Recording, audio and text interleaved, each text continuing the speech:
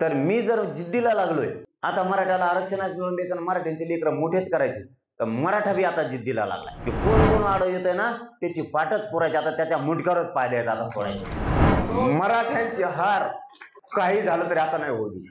माझा मराठा समाज खूप वर्षाने एकत्र आला, आता काही होऊ द्या, पण समाज शक्तिशाली बनवायचा.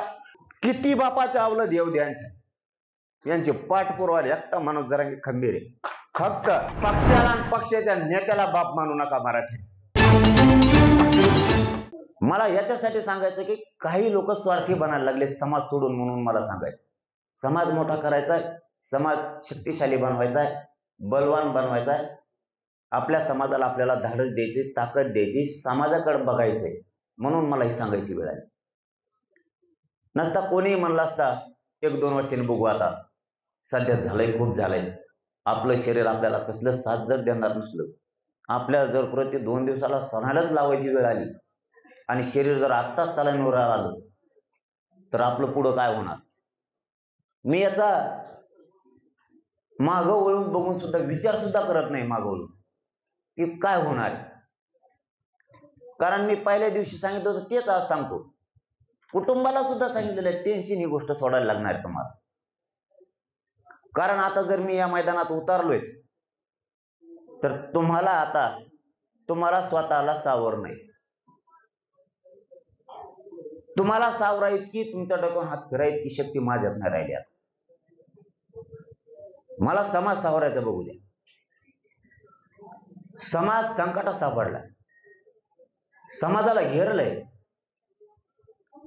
आणि सगळ्यांनी मिळून, मी इमानदारीनं काम करतोय, मी मॅनेज होत नाही म्हणून मला उघडं पाडायचं ठरवलं आणि तिकडून समाजाने ठरवलंय आता ह्या पोराला उघडं पडू द्यायचं नाही. जे होईल ते होईल, आता काठाला लागली तरी हरकत नाही. कारण मराठ्यात पूर्वी म्हणच आहे आपल्या महाराष्ट्रात की मराठी असे विचित्र आहेत ते वादीसाठी मसाडका पित असतील. तसं मग आता मराठ्यांनी खेटायचं ठरवलंय,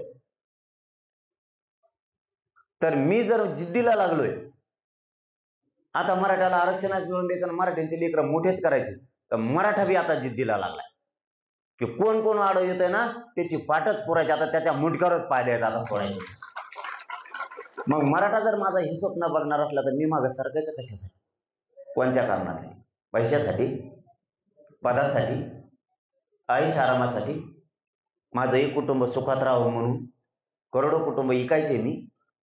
मी माझे संस्कार दुसऱ्याच्या विचारानं सरकारच्या पायाशी घाण ठेवणारी अवलाद माझी नाही.